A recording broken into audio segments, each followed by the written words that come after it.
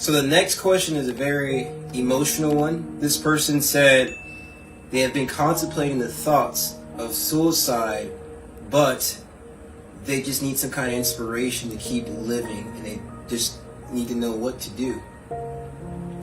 Person said they've been contemplating suicide, and they want to know what to do. Yes.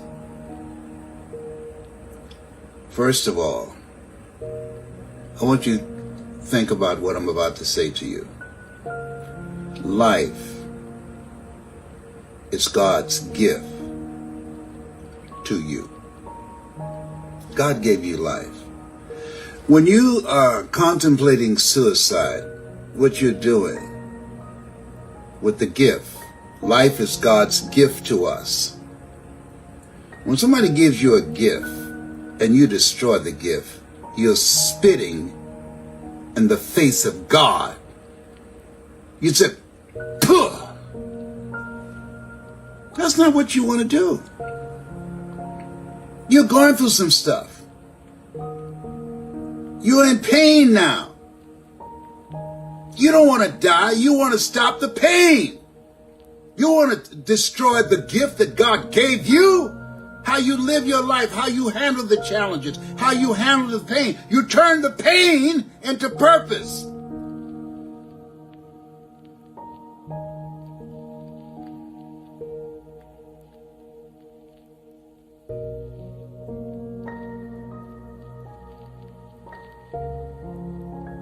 That's what you do.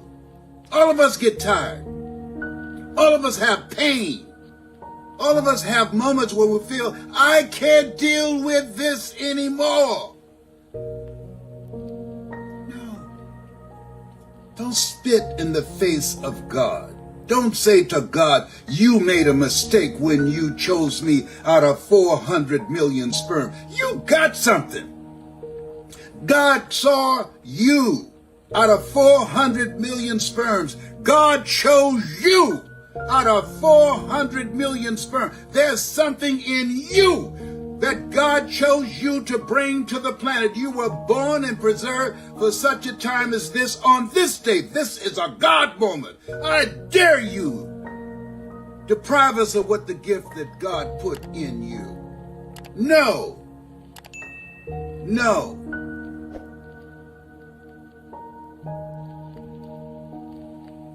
Life is God's gift to us, and how we live our lives is our gift to God. All of us have our moments in the Garden of Gethsemane.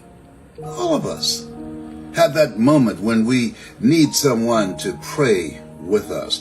All of us have the moments in our lives where we ask, what is this all about? Why am I here? All of us have suffered from broken hearts and disappointments and moments of anxiety and depression and feeling overwhelmed and saying to ourselves a conversation, I just ought to end it now. No. No. I'm encouraging you. Ask for help. Not because you're weak,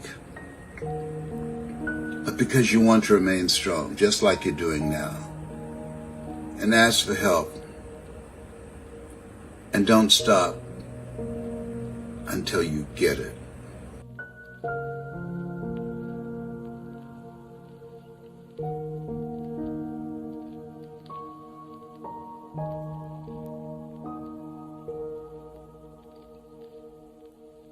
I was doing a radio show, and a lady named Shirley called me, and I knew it was in Columbus, Ohio, WBKO radio station. My show was called Yes We Can and Yes We Will by Les Brown. And I heard this defeated sound in Shirley's voice. And she said, I don't want to live anymore. Shirley had had a double mastectomy, and her husband left her, and she lost her children.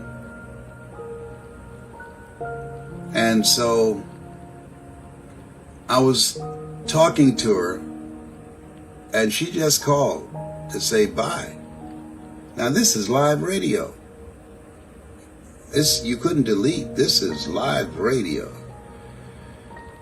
And I'm thinking, God, what can I say to Shirley that will help her hold on and want to live? I said, Shirley, breasts don't make a woman. Because he doesn't want you anymore because you don't have breasts. That's him. There's some man out there that will welcome you with open arms. And I was up talking, and that did not come through. And I said, may I ask you a question, please? I got a big ask of you. And I want you to say yes before I ask the question. She said, are you going to ask me not to commit suicide? I said, no, I'm not going to ask you not to commit suicide. But I'm going to ask you something, and I just want you to say yes before I ask you. I'm going to ask you two things, and I need you to say yes before I ask you to two things. She said, okay, well, as long as you're not going to try, Les Brown, Mr. Motivator, to talk me out of what I'm going to do, okay, all right, I'll do it. You're going to honor your word to me. Yes, I will, Les. I will. Okay, very good. First question. What is it? Will you wait until tomorrow? And she paused.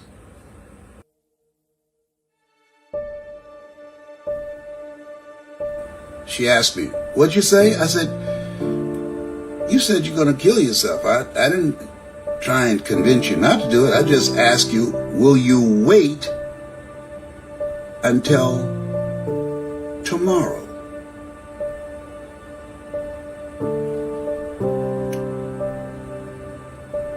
She said, okay, yes. Here's the next thing. I want you to meet me at Alum Creek Nursing Home on Nelson Road tomorrow after I get off my broadcast. Meet me there at 11 o'clock. And I promise you, I'm not going to try and talk you out of committing suicide, Shirley.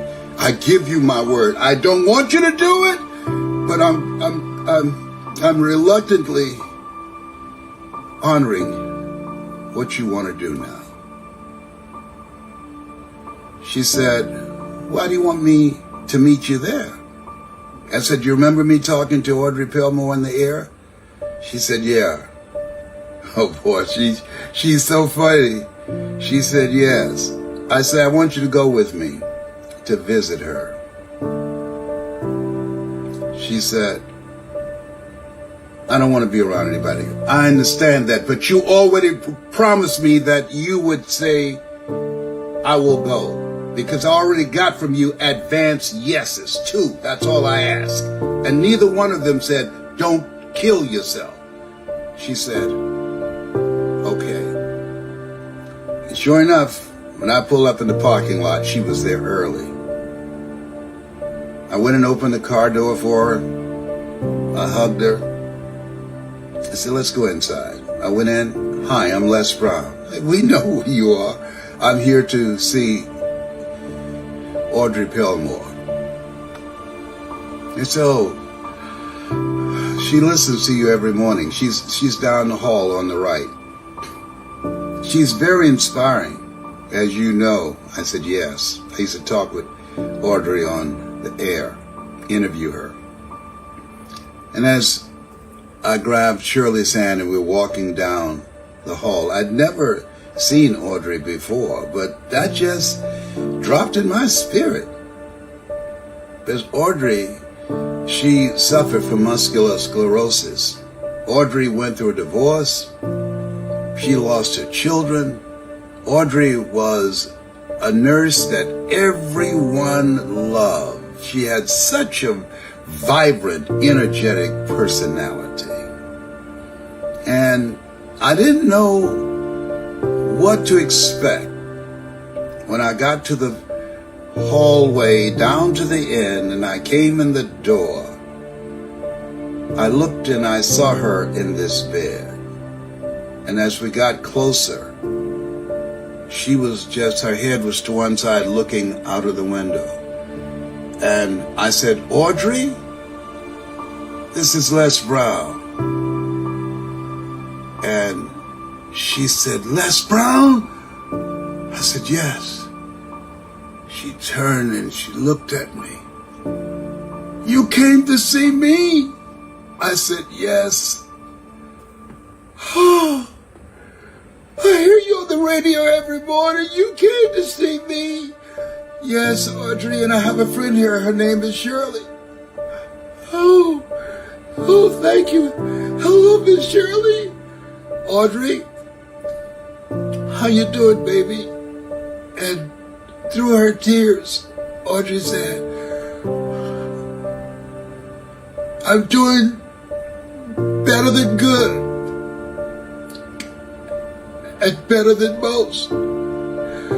They put drops on my eyes so I could blink my eyes.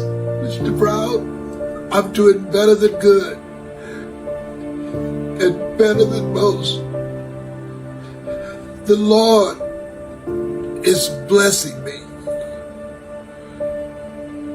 And Shirley, I could see her out of my peripheral vision. She began to cry. Both of us. I put my arms around her and she was trembling.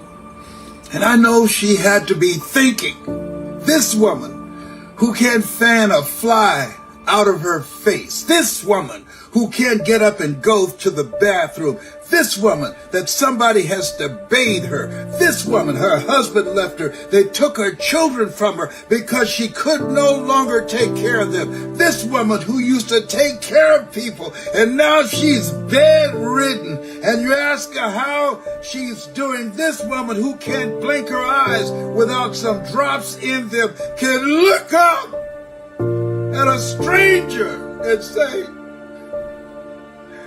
I'm doing better than good and better than most.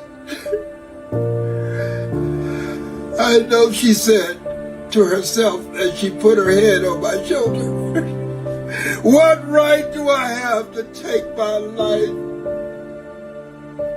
If she could have that kind of strength, if she could have that kind of faith, what right? What right? And she just beat my chest and said, Leslie Brown, why did you bring me here? You know, after seeing her,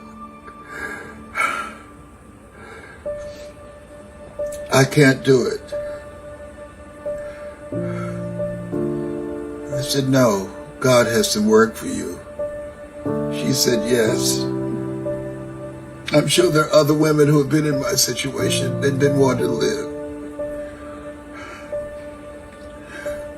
I'm going to help her. I'm going to help them. Oh boy. That just came to me. That was over 40 years ago. And to this day, she's known for helping women who've had double mastectomies, and she's done fundraisers to help them to get the artificial breast, and she has become an encourager and motivator of women who have gone through breast surgery, and now she has turned for 40 years her pain into purpose.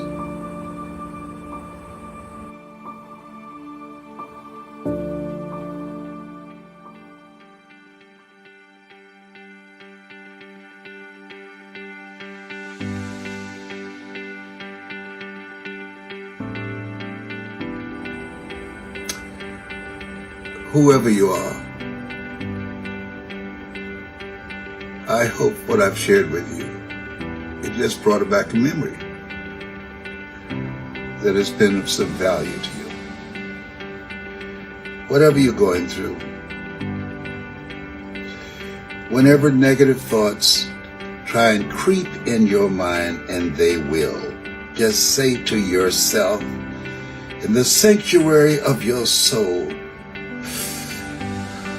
all things work together for good for those who love God and for those who are called according to his purpose. Say in the heart of your soul,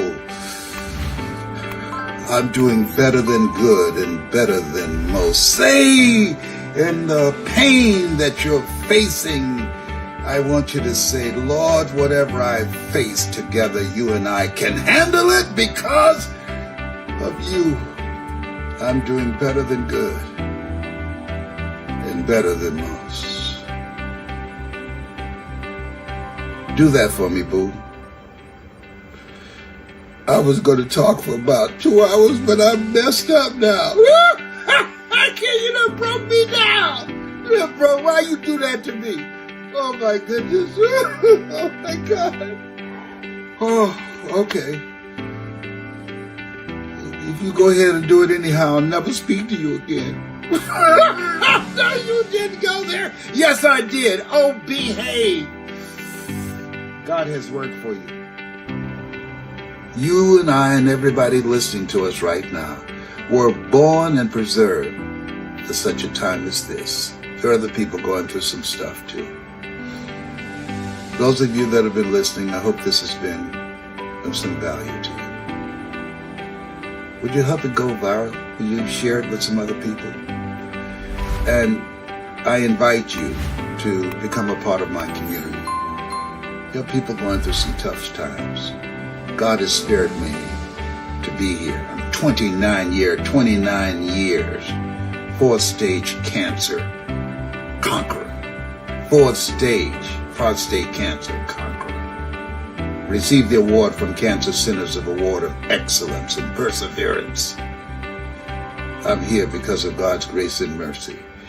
And I feel that God is not through with me yet. And those of you that can hear me in your heart, he's not through with you either. My nose beginning to run. Bye for now.